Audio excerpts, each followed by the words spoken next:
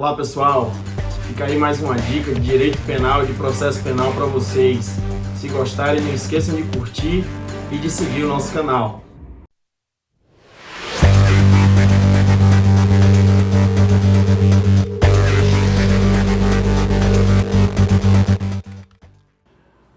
Olá pessoal, boa noite. Nós estamos fazendo uma série de postagens e de vídeos cujo objetivo é fazer uma revisão sintética, objetiva da teoria do crime. Um abraço para o senhor do Bonfim aí, boa noite. Então, o que nós estamos fazendo é lançar todas as quartas alguns cards com a revisão de alguns temas caros à teoria do crime, sem a pretensão de exaurir a matéria, mas com o objetivo de ter revisões rápidas, curtas, sobre alguns temas que podem vir a ser cobrados, correlacionados à chamada teoria do crime. Inicialmente, partimos da análise do chamado conceito analítico de crime. Conceito analítico de crime que nos traz um conceito de crime como sendo um fato típico, antijurídico e culpável. Estamos ainda estudando o que é fato típico. Fato típico. Começamos examinando que fato típico é composto por conduta, nexo causal e resultado, além da tipicidade, que é um juízo que se faz acerca destes três outros elementos.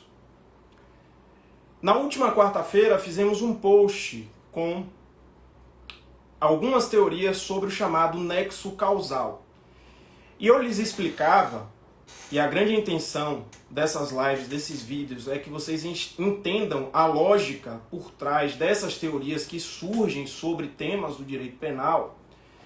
Eu lhes explicava que há um apego na teoria do crime, há um apego no direito penal, a estruturação de uma análise do crime sob a ótica das ciências naturais. E é aí que surge, inclusive, a teoria do crime.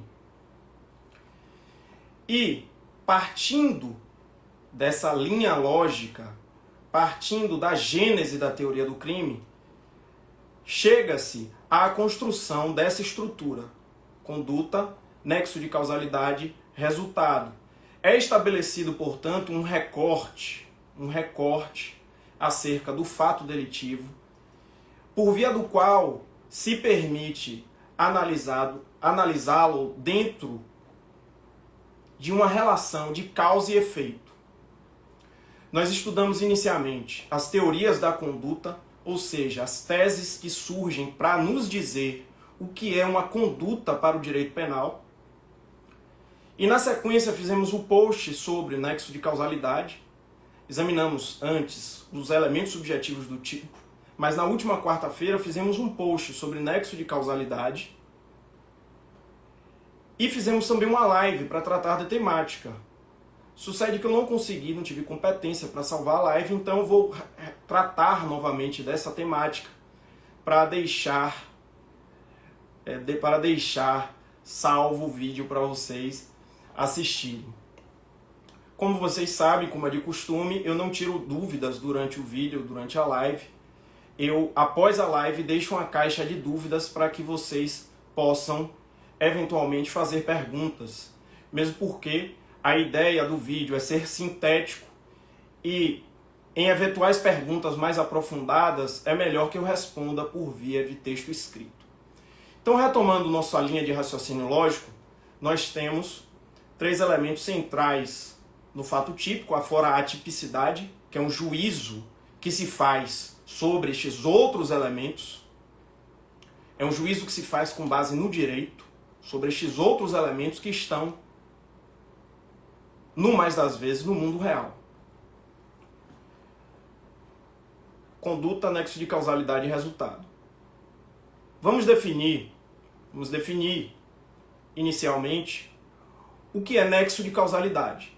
O que pode ligar o comportamento humano a um determinado resultado, a fim de que seja possível analisá-lo sob a ótica do direito penal. Tudo que nós estamos fazendo aqui é para, ao final, saber se houve efetivamente um caso concreto, um crime. Sobre o nexo de causalidade, surgem algumas teorias. E nós vamos tratar, naturalmente, das teorias principais. Vamos tratar, inicialmente, da teoria da equivalência dos antecedentes causais. De acordo com a teoria da equivalência dos antecedentes causais, é considerado causa para o resultado, sob a ótica, naturalmente, do direito penal. É considerado causa para um resultado todo aquele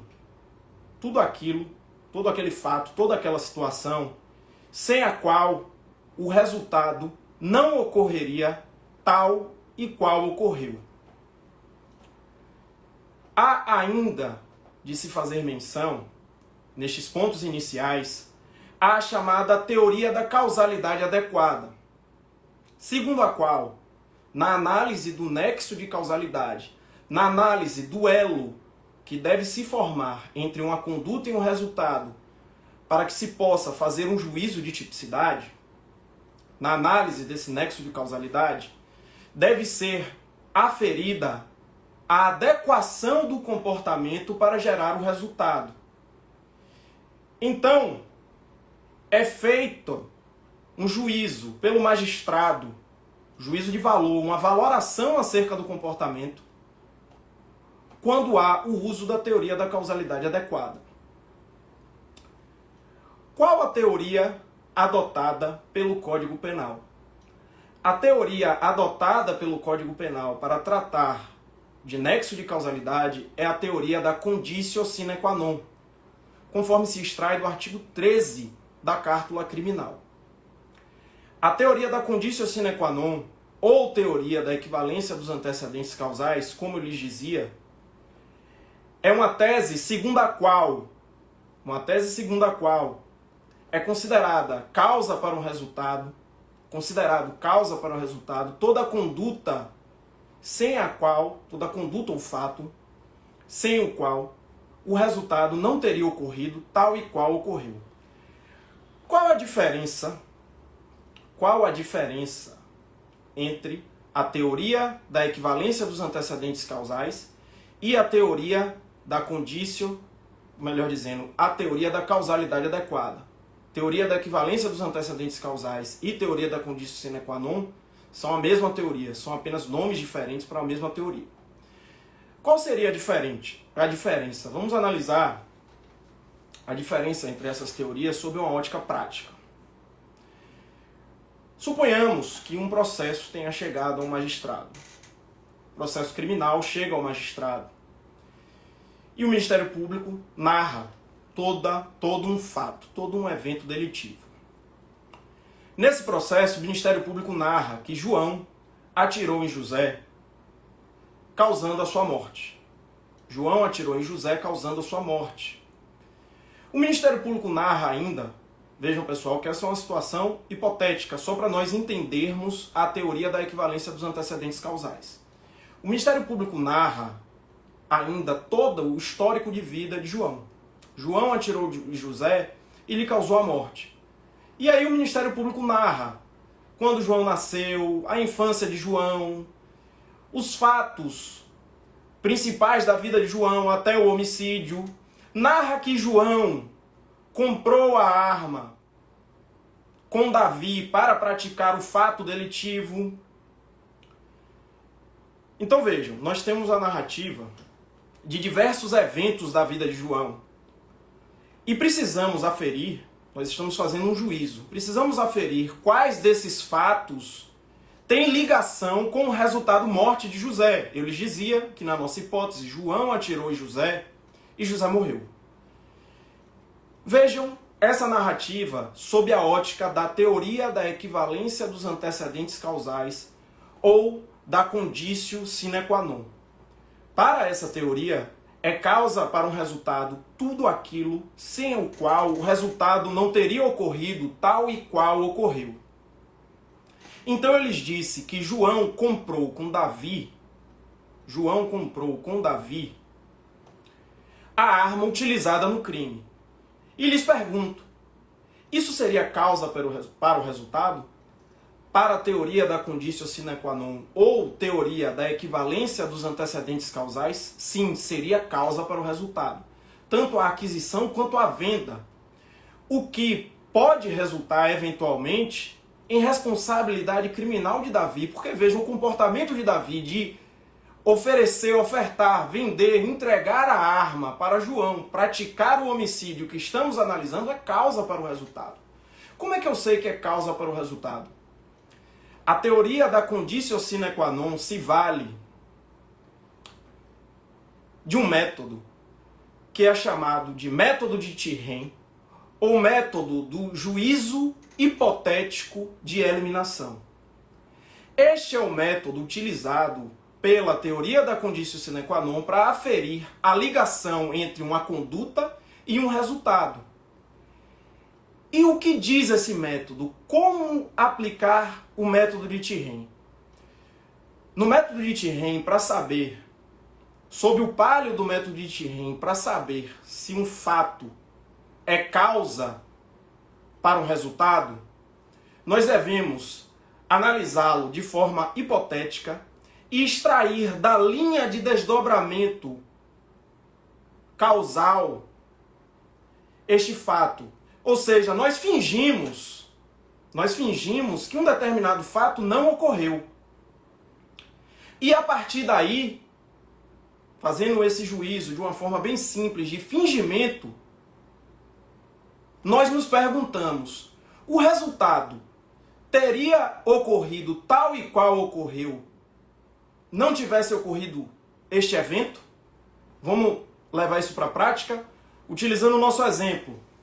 Se Davi não tivesse vendido a arma para João, o fato teria ocorrido tal e qual ocorreu? Não. Vocês podem até dizer, mas João poderia ter esfaqueado José. Ok, o fato não teria ocorrido tal e qual ocorreu. Ele teria utilizado uma arma branca, não teria utilizado a arma de fogo naquelas condições. Nós podemos fazer esse juízo hipotético de eliminação em relação a todos os eventos narrados para saber se esses eventos são eventualmente causa para um resultado. Então ele dizia que o Ministério Público narrou fatos da infância do acusado, João, e dentre esses fatos narra as circunstâncias do nascimento de João. Eu lhes pergunto, o nascimento de João é causa para o resultado? Sim. Como é que nós sabemos que é causa para o resultado o nascimento de João, nesta hipótese dada para que nós compreendamos a teoria da conditio sine qua non, aplicando mais uma vez o método de Tirrene?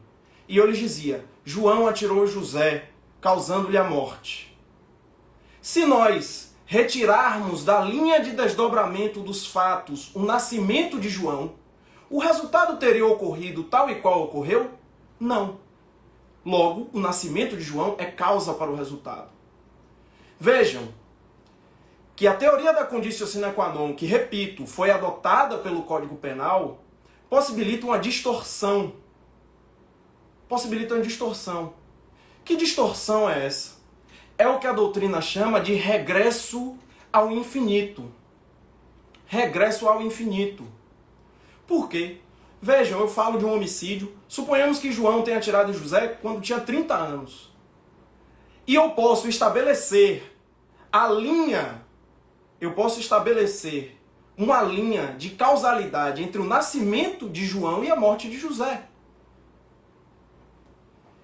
Este problema do regresso ao infinito, vejam, sempre tem uma lógica. As pessoas falam muito, não entendo essas teorias do direito penal, porque fica muito solto, mas tem uma lógica. Para solucionar este problema, é que são propostas novas teorias, novas teses, novas ideias. O problema do regresso ao infinito, precisa ser solucionado, porque afinal o direito penal não pode cuidar de todos os fatos que tenham nexo de causalidade com o resultado. E eu lhes dizia, nós estamos examinando apenas um dos pontos, um dos elementos do fato típico.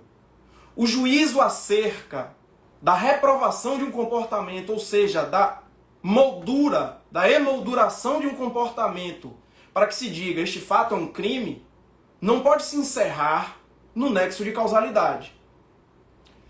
Surge então a teoria da causalidade adequada, que, como eu lhes dizia, não foi adotada por nosso Código Penal.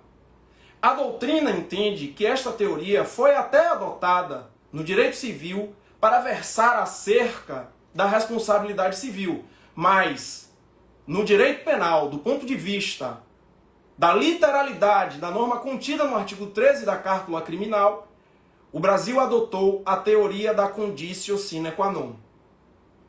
Mas a teoria da causalidade adequada surge para resolver o problema do regresso ao infinito. Um problema que é inerente à teoria da equivalência dos antecedentes causais. Por isso, os defensores dessa tese entendem que o magistrado e o próprio Ministério Público precisam fazer uma análise da adequação da conduta para causar o resultado.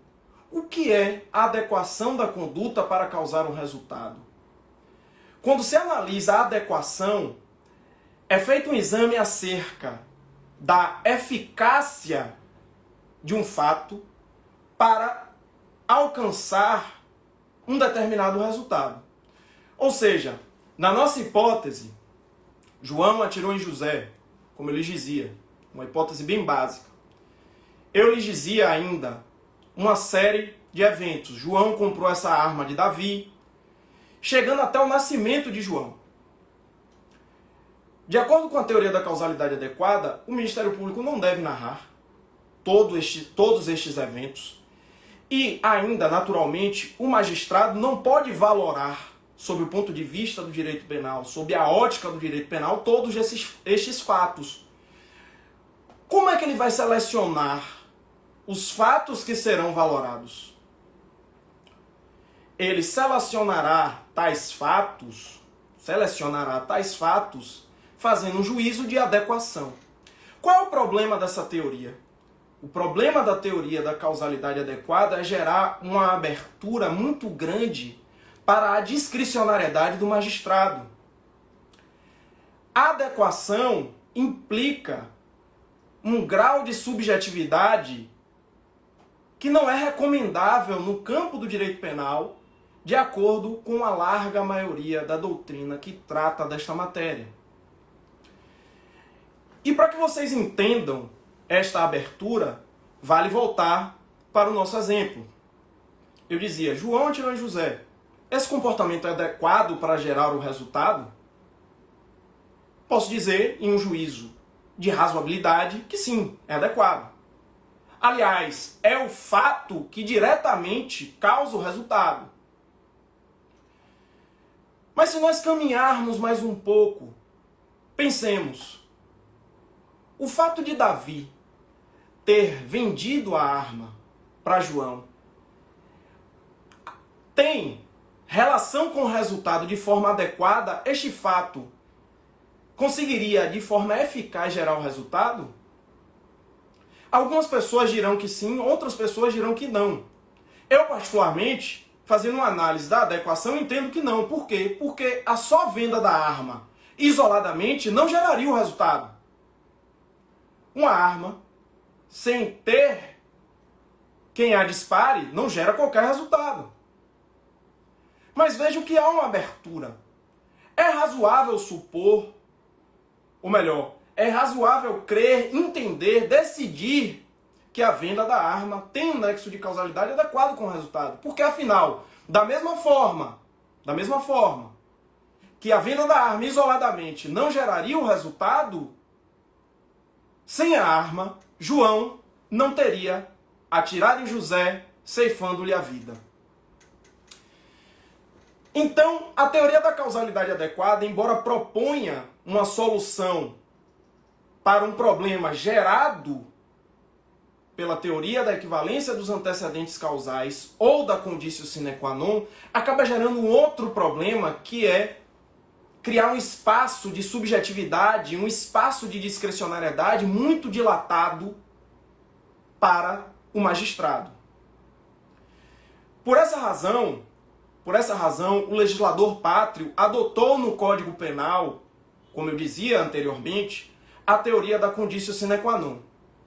E aí vocês podem se perguntar, mas ok, Rudá, você já tinha falado que o legislador adotou, você falou que tem um problema nessa teoria e que a teoria da causalidade adequada surge para tentar resolver esse problema, mas não disse, no final, como este problema pode ser resolvido. A solução encontrada para resolver o problema do regresso ao infinito está no elemento subjetivo do tipo. O elemento subjetivo do tipo é um filtro para a teoria da conditio sine qua non. E aí vamos por partes. O elemento subjetivo do comportamento está naturalmente no comportamento. Nós dizíamos, fato típico é composto por conduta, e esta conduta é dolosa ou culposa, nexo de causalidade, resultado. Ao examinar o nexo de causalidade, nós já definimos, já vimos que para a definição do nexo de causalidade é adotada a teoria da conditio sine qua non ou da equivalência dos antecedentes causais. Para a definição do nexo de causalidade, de acordo com essa teoria, nós temos um problema, que é possibilitar um regresso ao infinito da análise dos comportamentos, o que não só poderia causar a responsabilização criminal de fatos que não devem ser valorados negativamente pelas instituições de controle, como também milita contra o princípio da eficiência, o princípio da duração razoável do processo. Imaginem vocês perscrutar, investigar, examinar vários fatos cuja reprovação ao final não seria merecida. E como é que é feito um filtro? Através da análise do elemento subjetivo da conduta. Por quê? O nexo causal junge, une, liga a conduta ao resultado. E o direito penal cuida, sim, do desvalor de determinados resultados, porque afinal é vocacionado, ao menos no seu discurso declarado, legitimador, é vocacionado à proteção dos bens jurídicos mais caros em relação às lesões mais graves. Diante disso, há um desvalor, sim, do resultado. E o nexo de causalidade é o que liga este resultado ao comportamento de alguém, é o que vai fazer com que o desvalor de um resultado possa ser atribuído a um agente. Mas não há apenas o desvalor do resultado. É necessário ainda examinar o desvalor da conduta. O direito penal é construído sob a ideia de que nós podemos escolher como nos comportar.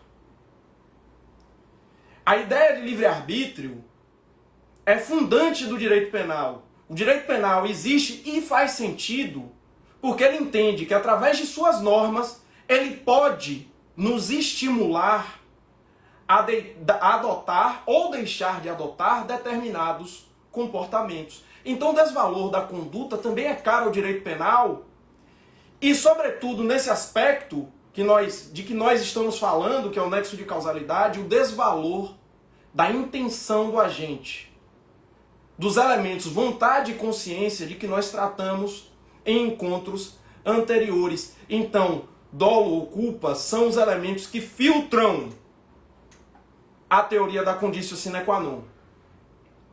Ok, Rudá, eu já entendi aí a abstração, já anotei aqui, já gravei. Se me perguntarem qual é o filtro, eu já sei dizer o que é.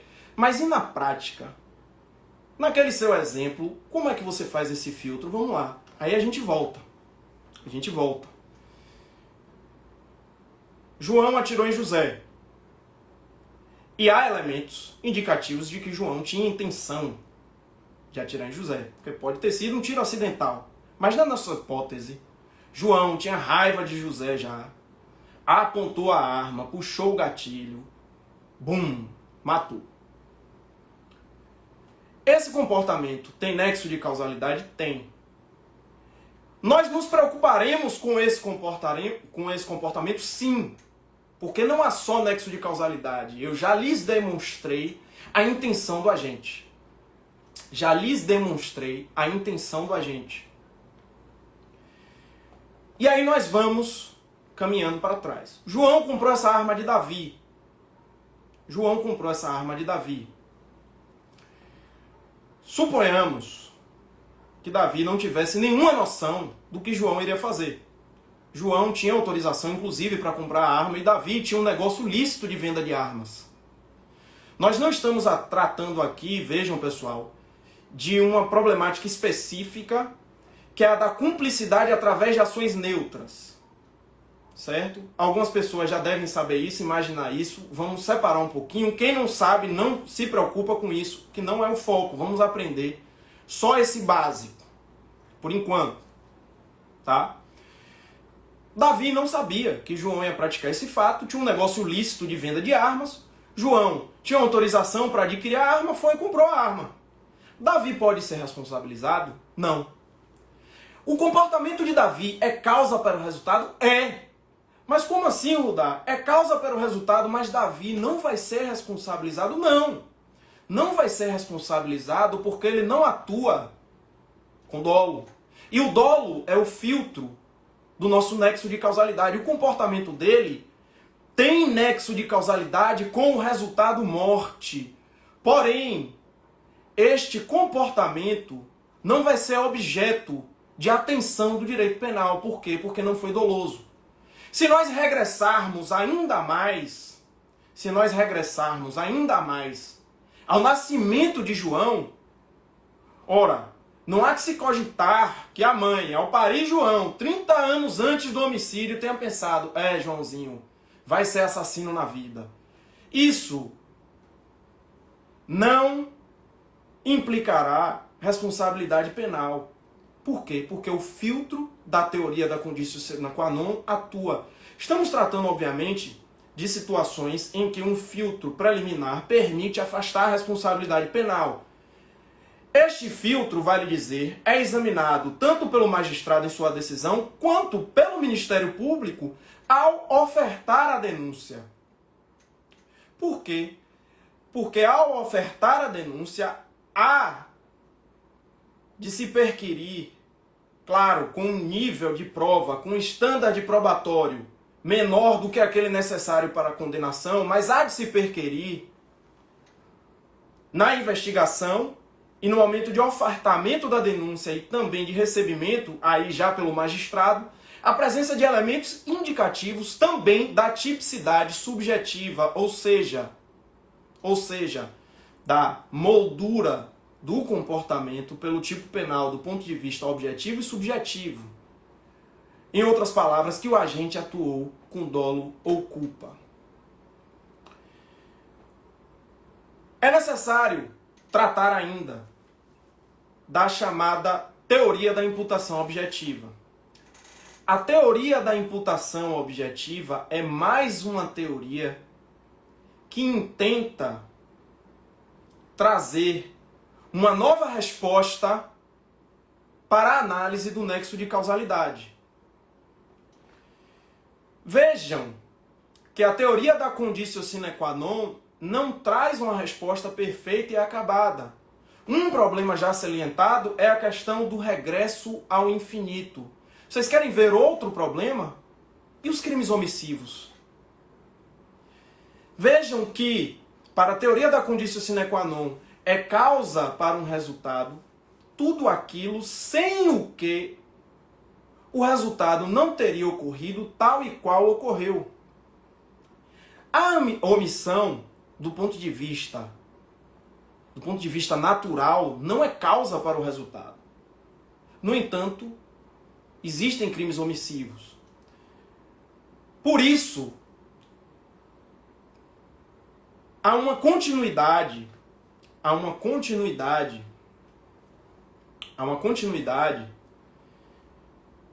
de criação de teorias, de teses para tratar da matéria. Vejam que no nosso Código Penal, por exemplo, o tratamento da omissão é feito, subdividido em crimes omissivos próprios e impróprios. Os crimes omissivos próprios são aqueles cujas normas incriminadoras prevêem uma omissão. Por exemplo, omissão de socorro. Deixar de prestar socorro quando possível é um delito. Então, os crimes omissivos próprios prevêem a conduta que está lá escrita no Código Penal é uma omissão. Estes crimes não prevêem resultado. Vejam que há um resultado jurídico, nós vamos tratar ainda hoje, que é o resultado de violação da norma, mas não há um resultado naturalístico. Claro que o resultado pode ocorrer, mas não há uma ligação, não há uma análise da ligação. Não há uma análise da ligação entre esta conduta e o resultado. Há ainda os chamados crimes omissivos impróprios, cujo tratamento é dado pela parte geral do Código Penal através de uma norma de extensão. Esta não é, inclusive, a única norma de extensão contida na legislação penal. O que é uma norma de extensão? É uma norma que expande, elastece, estende a tipicidade a comportamentos que a priori não ensejariam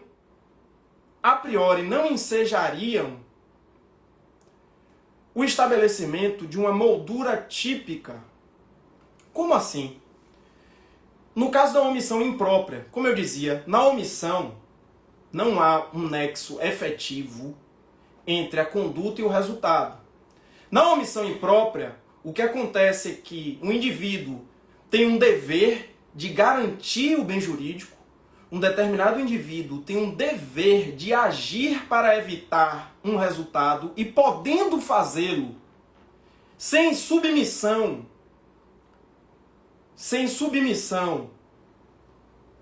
a um risco exacerbado, porque vejam, há profissões em que os sujeitos, as pessoas que exercem determinadas profissões, são obrigadas a assumir o risco, mas não quaisquer riscos. Mas dentro de um risco razoável, sendo possível a essa figura que é chamada de garantidor ou garante, sendo possível para ele agir para tentar evitar o resultado, ele é obrigado a agir. Por quê? Porque na parte geral do Código Penal há um dispositivo dizendo que a omissão é penalmente relevante nesses casos. Ou seja, esse dispositivo expande a tipicidade para comportamentos que a priori não seriam alcançados por ela. Quando a gente fala assim, matar alguém, pensemos na seguinte situação. Vamos mudar um pouquinho a nossa hipótese. João está em vias de fato com José, puxa uma faca, tem um policial na hora, ele não faz nada para evitar o resultado. Vejam, eu posso dizer que esse policial, vamos pensar um nome aqui para o policial, Mário, que Mário matou alguém? Se a gente for fazer uma análise literal do dispositivo, Mário matou alguém? Não, ele deixou de evitar, ou de tentar evitar, que João matasse José. Por que Mário pode ser responsabilizado? Porque uma norma, na parte geral, expande a tipicidade do comportamento de João para o de Mário. Por quê? Porque Mário é garantidor. Um outro exemplo de normas de extensão previsto na parte geral do Código Penal, para que vocês entendam, é a norma que regulamenta a tentativa. A norma que regulamenta a tentativa. Vejam que nosso dispositivo mais simples, o previsto no artigo 121 do Código Penal, o homicídio, matar alguém. Vejam a construção do legislador. Matar alguém. Se você não matou, não conseguiu matar, como é que você pode dizer? Suponhamos que João tenha atirado em José e não tenha logrado êxito. João matou alguém? Não. Se a análise da responsabilidade criminal se encerrasse aí, nós não poderíamos punir João. Mas na parte geral do Código Penal é previsto um dispositivo indicando que o sujeito será punido, muito embora incida uma diminuição da pena, quando ele praticar o comportamento delitivo e o resultado não ocorrer por circunstâncias alheias à sua vontade. Isso é mais uma norma de extensão. Então, para que nós não percamos o fio da meada, nós estamos falando de nexo de causalidade. Eu lhes dizia que a teoria da conditio sine qua non ou da equivalência dos antecedentes causais não traz todas as respostas. Surgem, por isso, outras teorias e nós precisamos tratar de uma teoria, especificamente, que é a teoria da imputação objetiva. Ou deveríamos dizer, teorias da imputação objetiva, porque existem várias teorias que preconizam uma análise do comportamento sob o ponto de vista do risco causado ao bem jurídico. E aí vale dizer que nós fizemos um recorte para tratar de forma mais aprofundada da ideia de Klaus Roxin sobre a teoria da imputação objetiva. Mas fazemos já uma advertência prévia, que muitas vezes não é encontrada até nos livros. Klaus Roxin, diferente do que se pode pensar, entende que a teoria da imputação objetiva deve substituir a teoria da conditio sine qua non ou da equivalência dos antecedentes causais. Ele não defende que a teoria da imputação objetiva deve ser um filtro à teoria da equivalência dos antecedentes causais. Outro autor que trabalha tese semelhante e por isso enquadrada no que chamamos de teoria da imputação objetiva, e por isso eu também falava que deveríamos tratar de teorias da imputação objetiva, outro autor, Jeschek, é quem entende que a teoria da imputação objetiva deve ser mais um filtro para a teoria da conditio sine qua non. Feita essa digressão, feito este esclarecimento, vamos tratar um pouco da tese defendida por Klaus Roxin para a definição do nexo de causalidade. Para Klaus Roxin, ao analisar um comportamento humano, o Estado juiz deve se preocupar com o risco causado por este comportamento aos bens jurídicos tutelados pelo direito penal. Nesse sentido, Klaus Roxin trabalha, primeiro, com o critério da criação do risco. Klaus Roxin entende, e aí eu faço até uma meia-culpa, eu não sei se se fala Klaus Roxin mesmo, como se convencionou falar nos meios acadêmicos, ou Klaus Roxin, segundo minha professora de alemão é Roxin, mas estão todos entendendo, né? Mas só para fazer essa advertência, o que é que o autor Tedesco, o autor alemão, defende? Primeiro, que deve ser examinado o comportamento através do critério da criação do risco. Ou seja, se um determinado comportamento cria um risco para o bem jurídico penal, ao sujeito deve ser, em desfavor do sujeito, deve ser efetivada a imputação. Em desfavor do sujeito deve ser efetivada a imputação. Isso como uma regra geral.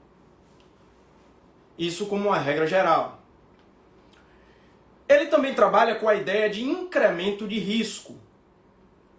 Vejam, incremento de risco dá a ideia de que há um risco e esse risco é aumentado, sobrelevado, incrementado pelo comportamento de alguém, pelo comportamento que está sendo examinado em um processo penal.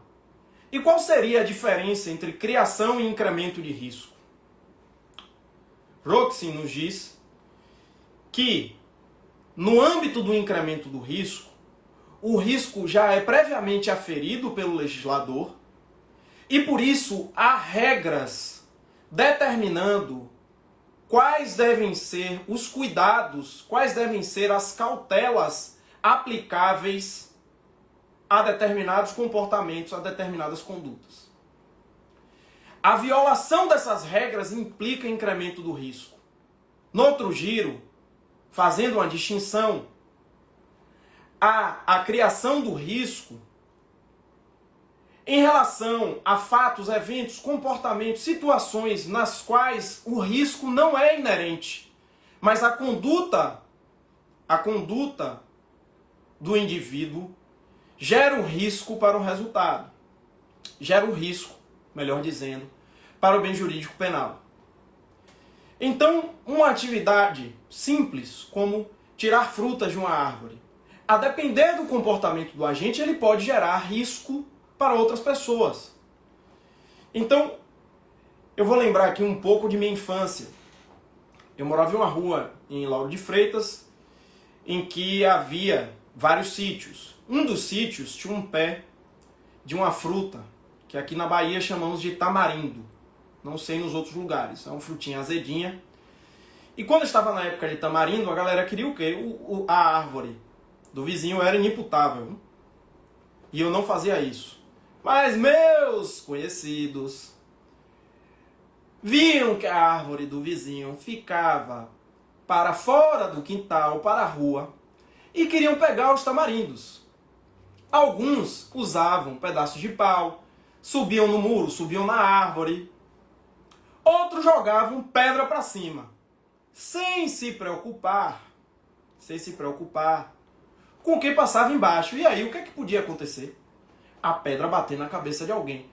Vejam, a criação de um risco, há sim criação de um risco. Naturalmente, essa análise é feita num caso concreto. Não está passando ninguém embaixo, está jogando pedra para cima. Foi criado um risco para um bem jurídico? Não. Mas se há alguém passando, se o dono do pé de tamarindo, por exemplo, está no quintal dele passeando, a pedra voa, cai na cabeça dele, vai gerar um resultado lesivo. E aí, para Klaus Roxin, é necessária uma análise do comportamento sob o palio do direito penal, a criação do risco. Incremento do risco é mais fácil de entender. Vamos pensar o sujeito está dirigindo. A direção envolve diversas regras. Há um regulamento sobre o comportamento humano de dirigir vasto. Violou uma dessas regras, foi incrementado o risco. Há um risco inerente. Tanto há um risco inerente a esta conduta que o legislador se ocupou de regulamentá-la. Há ainda um critério utilizado para Klaus Roxin para análise da imputação, que é o âmbito de proteção da norma. O âmbito de proteção da norma, para Klaus Roxin, é um estudo acerca do alcance do tipo penal ao ser feita uma análise dos comportamentos possivelmente delitivos. Ou seja, para Klaus Roxin, o tipo penal tem um determinado alcance. De onde é que nós vamos tirar este alcance? Da finalidade do legislador. Quando o legislador, por exemplo, veicula o tipo penal matar alguém, ele quer obstaculizar, impedir que um cidadão mate o outro, uma pessoa mate a outra. Usando a nomenclatura do nosso exemplo, que João mate José. O exemplo que Klaus Roxin traz sobre âmbito de proteção da norma é o de 3 pessoas andando numa bicicleta. Há, diz Roxin, um dever nesta situação hipotética, uma norma que determina a utilização de faróis à frente da bicicleta. E aí nós temos 3 bicicletas, tá?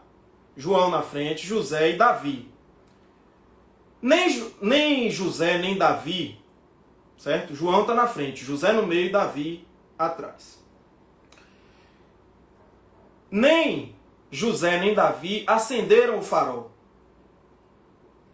Se Davi acendesse o seu farol, José, que estava no meio, conseguiria ver conseguiria ver João. Mas ele não acendeu. O que aconteceu? José bateu em João. João caiu da bicicleta, bateu a cabeça, se desgraçou todo. A pergunta que Klaus Roxin faz é: nós podemos imputar este resultado a Davi porque ele deixou de adotar um comportamento que poderia evitar o resultado? E ele nos diz que não.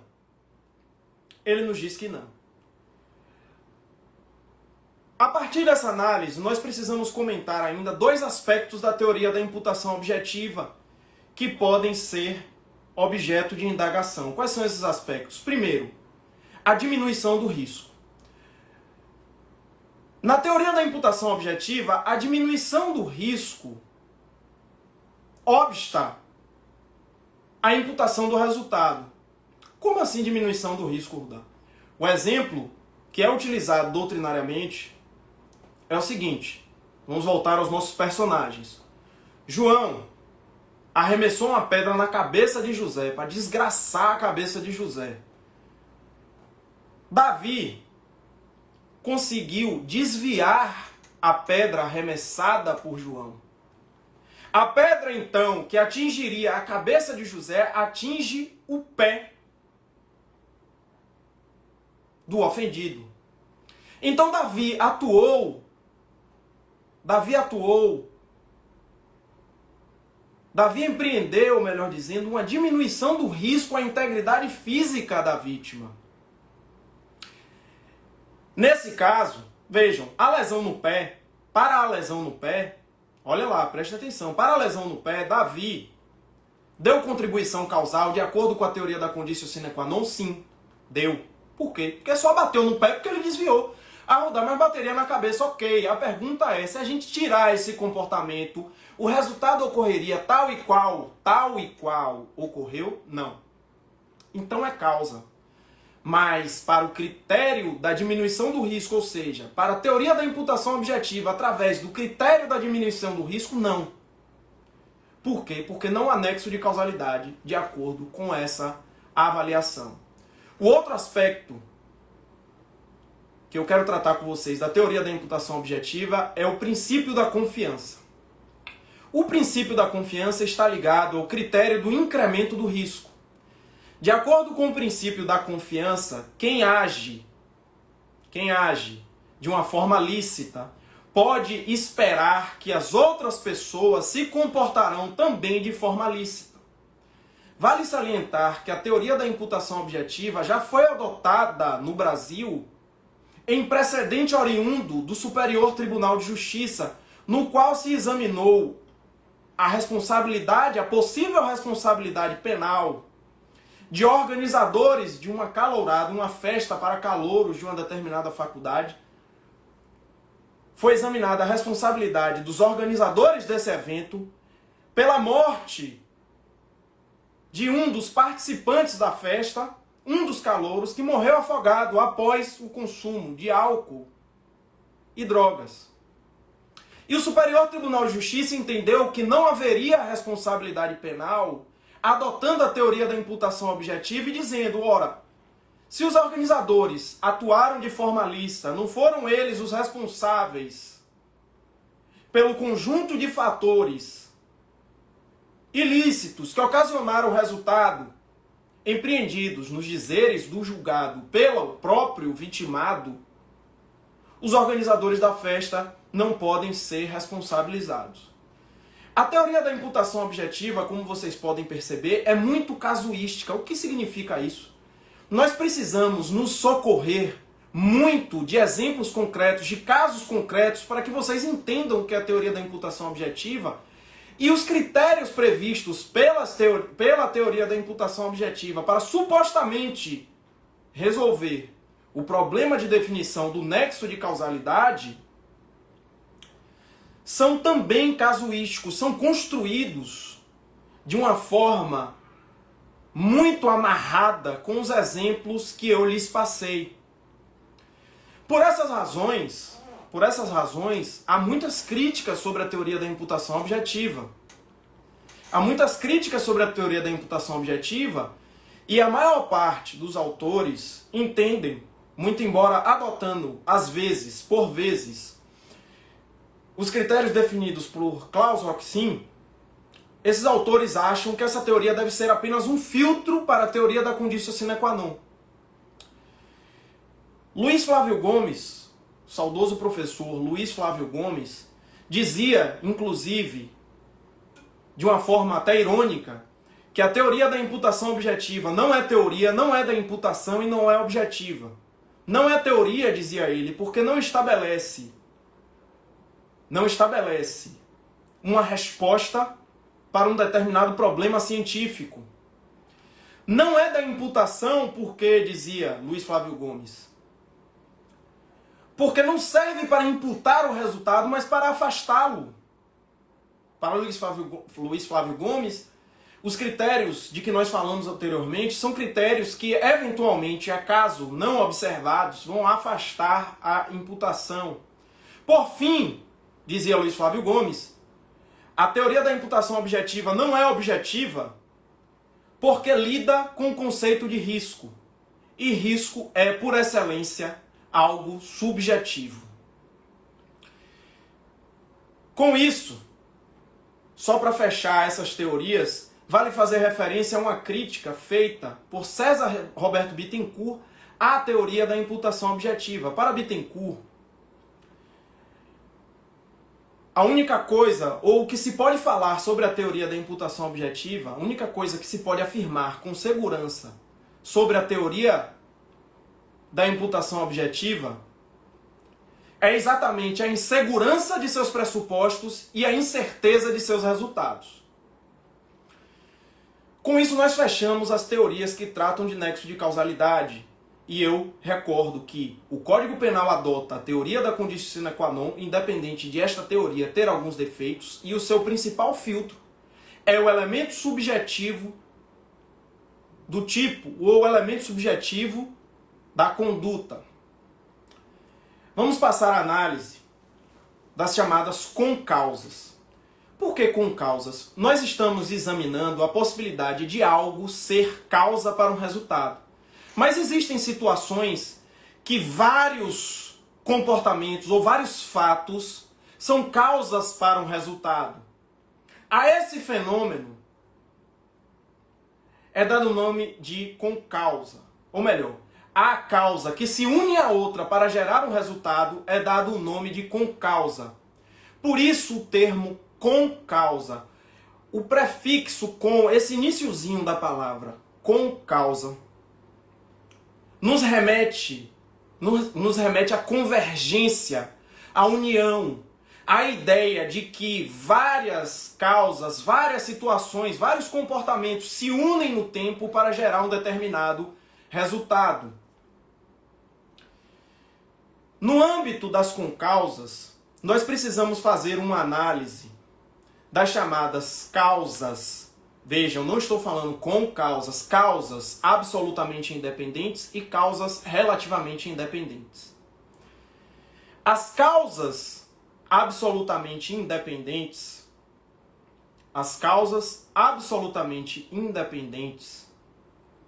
são aquelas que rompem o nexo de causalidade entre uma outra situação, uma outra conduta e o resultado. Vejam, quando nós estudamos com causas, a ideia, a lógica aqui é nós temos duas possíveis causas e precisamos entender em que medida efetivamente estas condutas ou situações foram causa para o resultado.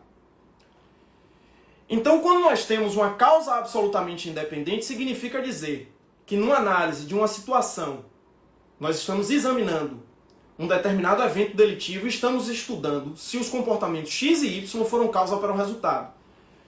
Um desses comportamentos, acaso seja uma causa absolutamente independente, romperá o nexo de causal entre o outro, suponhamos o comportamento X causou, é a causa absolutamente independente para o resultado. Ele afasta o nexo de causalidade em relação a Y. Vamos ver uma conduta concreta. João envenena José. José tá lá, passando mal. Aí Davi chega, também querendo matar José, e dá um tiro na testa. Dá um tiro na testa de José. Vejam, nessa nossa situação hipotética não há uma ligação entre os agentes, eles não combinaram, certo? Eles não combinaram. José morreu de quê? Do tiro na testa. Ou seja, o tiro na testa rompeu o nexo de causalidade entre o comportamento de João e a morte. É uma causa absolutamente independente. As causas relativamente independentes são, por excelência, as concausas. São, por excelência, as concausas. E neste ponto, vale salientar que as causas relativamente independentes se unem, convergem para que o resultado seja alcançado. E aí vejamos. Davi atirou em João. Davi atirou em João e João foi para o hospital. João morre no hospital em decorrência de uma infecção contraída no nosocômio. O pessoal não achar que eu estou falando difícil, o nosocômio é um sinônimo para hospital. Então, Davi atira em João, João morre, mas morre de uma infecção. Fica a pergunta, a infecção é a causa absolutamente independente ou relativamente independente? Relativamente independente. Por quê? Como é que eu sei disso? Porque, vejam, João só estava no hospital porque Davi atirou nele. Então, o tiro de Davi é conditio sine qua non para a infecção e, portanto, para o resultado morte. Aí que está a sacada, certo? Quem define o que é causa absolutamente independente ou causa relativamente independente é a teoria da conditio sine qua non. Entender as causas absolutamente independentes e sua relação com outras causas é fácil. Por quê? Porque há um rompimento do nexo causal e, portanto, não há imputação do resultado, certo? Salvo para o comportamento ou o fato que efetivamente deu causa ao resultado, certo? No nosso exemplo, houve um envenenamento, um tiro, mas o que causou a morte foi o tiro, tá? Por outro lado, entre as causas relativamente independentes, são mais difíceis de entender. Por quê? Porque o Código Penal nos diz que as causas relativamente independentes, quando por si só produzem o resultado, não permitem a imputação de um determinado agente. Vejam, o legislador aí cometeu uma tecnia. A causa que por si só, isoladamente, de forma totalmente independente, causa o resultado, é a causa absolutamente independente. Qual é a solução, portanto, para interpretar essa norma? A doutrina vai nos dizer que a causa relativamente independente, que por si só produz o resultado, é a causa relativamente independente imprevisível. Então, partindo do nosso exemplo, uma infecção em um hospital é previsível? É previsível, lógico. Há um problema nessa teoria? Sim. Há um grau de abertura, um grau de discrecionariedade do magistrado, porque ele faz uma análise de razoabilidade, o que é previsível ou não. Mas vejam, não há como construir um ordenamento totalmente fechado. Se vocês lerem Direito e Razão, o próprio Ferraioli sabe que algum grau de discrecionariedade sempre existirá. Vale salientar, para fechar rapidamente, que todas essas causas podem ser pré-existentes, concomitantes ou supervenientes. Como assim? Isso é uma análise temporal. Pré-existente é uma causa que vem antes, concomitante ao mesmo tempo que outra causa, superveniente depois. Eu vou fechar essa live para salvar e botar no IGTV, vou começar outra para falar de resultado e a gente fechar tudo. O resultado vai ser bem rapidinho, pessoal. Vou fechar e já volto.